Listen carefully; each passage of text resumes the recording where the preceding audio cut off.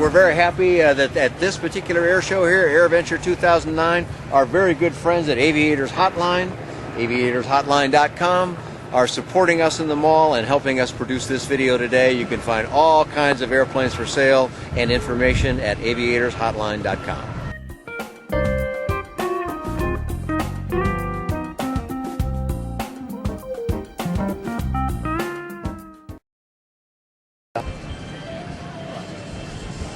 And it looks like this could enter the air show here as one of those fighter jets. Well, it does kind of look that way, and it's kind of a funny looking wing with its end exposed here, but that's not the whole story.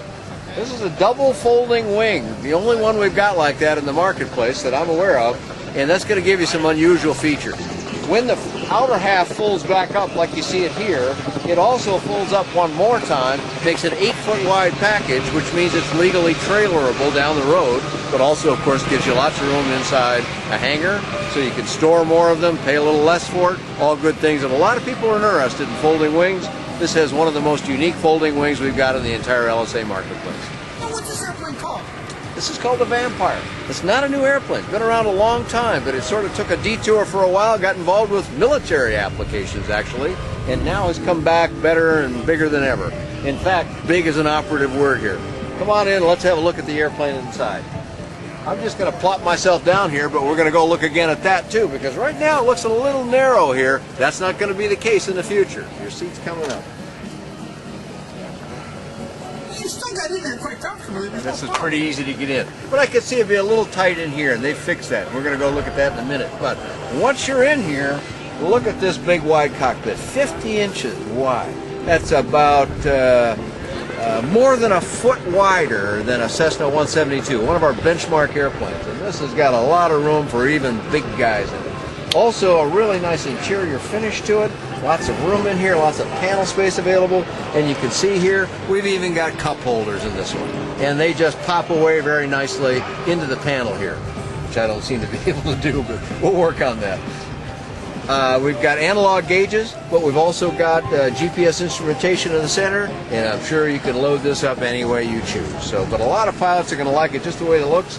And this switching arrangement down here looks very proper, not just a bunch of little toggle switches. These are toggle switches, but all nicely labeled with graphics. A very nice finish to this airplane. Now, control system-wise, what are they using for controls? Well, here we've got something we have seen on a few models, which is a center joystick that both occupants can use. It does not have an extended stick on it, but it is readily usable by either occupant. Well, ground handling on this airplane a little different than the common one. It uses differential braking, but it's a big part of it since it does not have a steerable nose wheel. Now, the Cirrus airplanes that have sold so many aircraft around the country also operate exactly the same way. Nose wheel casters, differential braking is what steers you around. It takes about 10 seconds to get used to that, is my guess, and then it'll pivot nicely. Probably turn this airplane around in a wingspan, is my guess. Does the airplane come with flaps here? Yes, it does have flaps. You can see back over here. Also, again, I point out an armrest. I'm big on armrests. But right in front of that, you've got a flap control lever right here.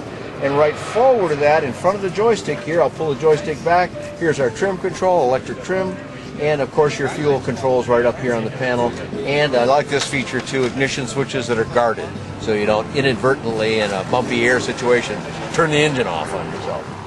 Well, speaking of the engine, what are we powering it with? This one uses the Jabiru 3300. That's a 120 horsepower engine from our friends down there at Jabiru in Australia. A very popular engine, common on a number of our airplanes out here.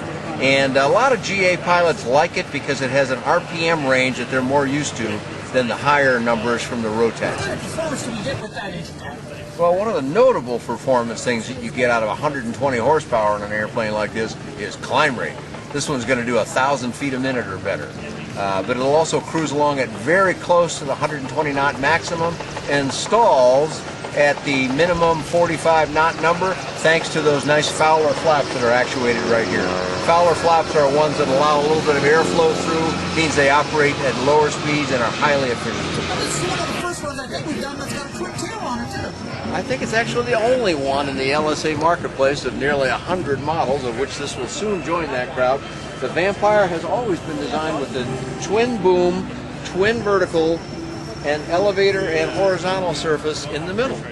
with the trim right smack in the middle. And all of this benefits from having the power blow right over the surfaces. So you're going to get a lot of efficiency at even low speeds with a little bit of power running over that surface.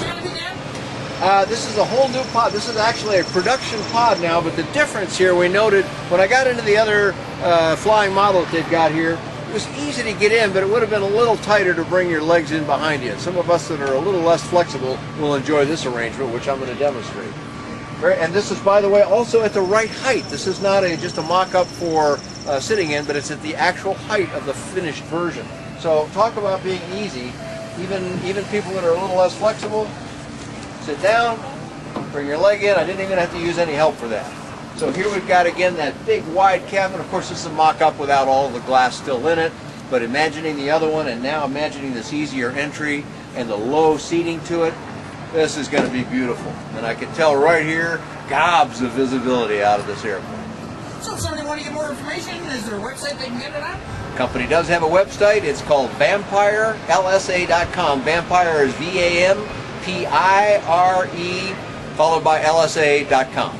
And do you have a flight report on this one yet? I do not yet, but I'm looking forward to a flight report. When I have it, it'll be available on BuyDanJohnson.com or BYDanJohnson.com.